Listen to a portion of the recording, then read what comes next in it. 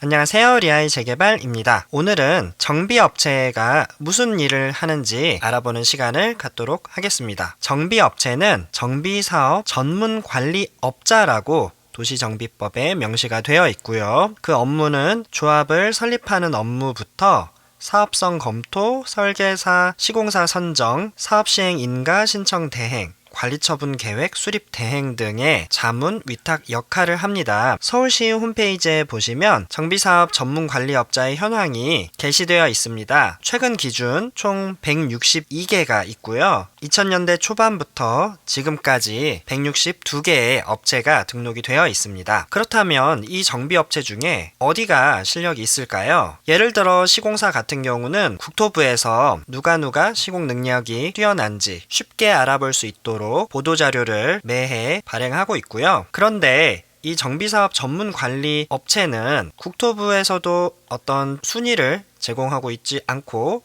서울시에서도 마찬가지로 어떤 순위를 제공하고 있지 않습니다. 따라서 주민들이, 조합이 스스로 판단해야 하는데요. 일단 도시정비법에는 정비업체에 대한 기본적인 요건을 명시하고 있습니다. 시행령 별표사에 보시면 법인의 경우 5억 이상의 자본금이 있어야 하고요. 그리고 건축사, 감정평가사, 법무사, 세무사 같은 전문가 상근 인력이 5명 이상이 되어야 한다라고만 명시가 되어 있습니다. 물론 이 162개 업체는 이러한 법적 요건을 충족하기 때문에 등록이 되어 있는 업체입니다. 그렇다고 한들 등록의 조건만 충족이 되어서는 실력이 있는 업체라고 할 수는 없겠죠. 그렇다면 다른 조합들은 어떻게 정비사업 전문관리업자를 선정할까요? 나라장터에서 정비사업 전문관리업자라고 검색을 해보시면 수많은 조합에서 입찰 공고를 낸 것을 확인할 수 있습니다. 최근 전농 제12구역에서 입찰 공고를 낸 내용인데요. 사실상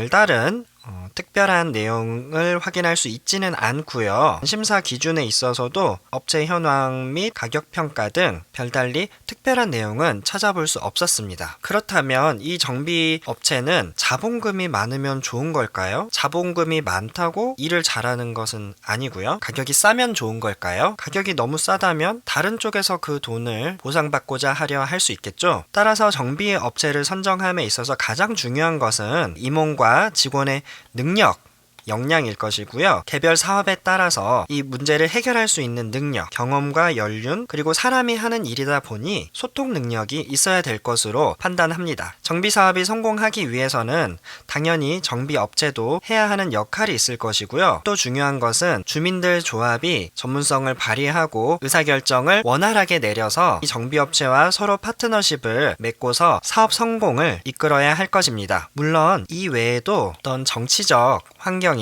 주택시장 상황 등의 요소들도 많은 영향을 미칠 수 있을 것입니다. 주민들께서 이 정비업체를 어떤 업체를 선정해야 되는지에 있어서 판단할 수 있는 기준을 살펴본다면 홈페이지 등을 통해서 지금까지 수행한 정비사업의 업무, 그러니까 실적이 어느 정도 되는지, 그리고 언제부터 이 사업을 수행하고 있는지 쉽게 확인을 하실 수 있으시고요. 주민통합설명회를 통해서 자료 준비를 얼마나 했는지, 우리 동네에 대해서 얼만큼 숙지하고 있는지, 그리고 문제점을 어떻게 해결해서 사업 성공을 이끌어 나갈지에 대한 방법을 제시하고 있는지 등을 통합설명회를 통해서 확인해 보실 수 있을 것으로 판단합니다. 정비업체는 언제 선정해야 할까요? 모아타운의 경우 정비업체 선정은 조합 설립 이후 할 수 있습니다. 그런데 이 정비업체의 업무 중에 조합 설립 업무를 지원하게 되어 있거든요. 이러한 모순적인 상황 때문에 조합 설립 전에 PM사로서 미리 계약을 하는 경우가 많습니다. 그런데 이 PM 계약은 도시정비법에서 명시하고 있는 내용이 아니기 때문에 신중하게 판단해야 할 것입니다. 그렇다면 이렇게 조합 설립 전에 업체를 선정해야 할지 아니면 설립 이후에 선정해야 할지 참 고민이 되는데요. 그러한 고민을 함에 있어서 여러 가지 판단 기준을 살펴보면 먼저 사업 규모에 대해서 고민해 볼 필요가 있습니다. 규모가 아주 크다면 조합 설립 업무가 업무량이 많을 것이고 조합 설립 이전에 많은 지원이 필요할 것으로 판단이 됩니다. 주민의 역량에 대해서도 고민을 해봐야 할 텐데요. 물론 주민 역량이 충분해서 조합 설립을 셀프로 할 수 있다라면 참 좋은 일일 텐데 사업 규모가 크다면 주민 역량이 뛰어나다라고 하더라도 전문 업체의 도움을 받아야 할 확률이 높을 것으로 판단합니다. 또한 불확실성에 대해서 고민을 해볼 필요가 있는데요. 이 불확실성은 결국 사업에 소요되는 시간과 연결이 되는 것 같습니다. 속도감 있게 사업이 진행이 된다라면 금리가 높은 현재의 상황에서 돈을 절약할 수 있는 장점이 있을 뿐만 아니라 불확실성을 해소하는 측면이 있을 것이고요. 그리고 마지막으로 자본금에 대해서 고민이 필요합니다. 주민들께서 충분한 자본금을 모으고 있지 않다라면은 사업의 추진 시간이 길어질 수가 있을 것으로 판단합니다. 종합적으로 이러한 요소들을 고려하여서 조합 설립 전에 업체를 선정할 것인지 아니면 셀프로 조합을 설립하고 그 이후 선정할 것인지에 대해서 판단을 해야 할 것으로 생각합니다. 오늘은 정비사업 전문 관리업자에 대해서 개괄적으로 알아보았습니다. 그럼 다음 시간에 뵙겠습니다. 감사합니다.